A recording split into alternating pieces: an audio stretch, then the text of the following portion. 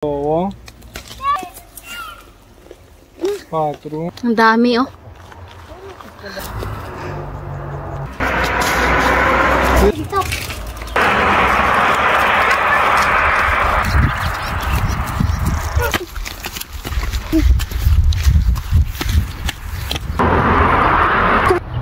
Mga bata. Dami ding grapes na dito. Nandito kami sa bahay ng kapitbahay namin, no? Sabi niya na ipakita ko daw dito yung mga tanim niya, pero wag daw yung mukha niya. Kaya nahihiya daw siya. Dami niyang tanim dito, mga beans. Baguio beans kung sa atin. Tingnan nyo guys, ang daming bunga, oh. Tingnan nyo. Daming bunga. Hindi pa niya hinarvest. Ilagay niya daw yan sa frigidaire para winter ba? Sa ice. May tanim din siya ditong dublyak, ang kalabasa. Mababa lang. Tapos ito naman yung sobrang taas. Grabe. Marami silang prutas dito. Mga plums, piras, at saka apple. Wow! May nakita akong lubot. Teleskopyo. Hindi. Kita mo yung view sa mountain, oh. Yeah, we need very close to. Yeah. Ang daming apple, oh. Yan, apple. Wow, ang daming bunga ng plums. Oh my gosh. Kaso nga lang, hindi pa siya hinog. Mga August, September, mga ganyan. Oh, grabe, ang dami. Nakakatuwa. Sa isang puno, grabe. Yan ay plums.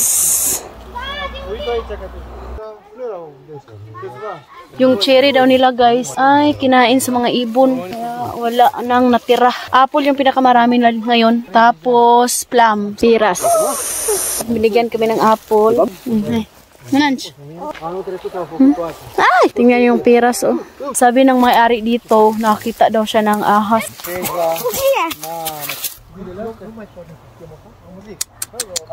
Ang dami, oh.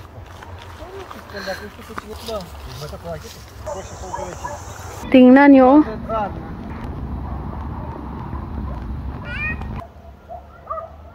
At sabi ng may-ari dito na yung mga apple daw na nangahulog is gagawin niyang vinegar. Magiging purple na siya pag hinog na siya, guys. Parang ganyan. Ang dami dito, oh, hala, grabe.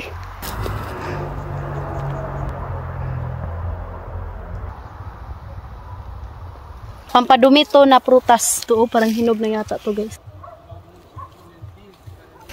Hi there. I like apple.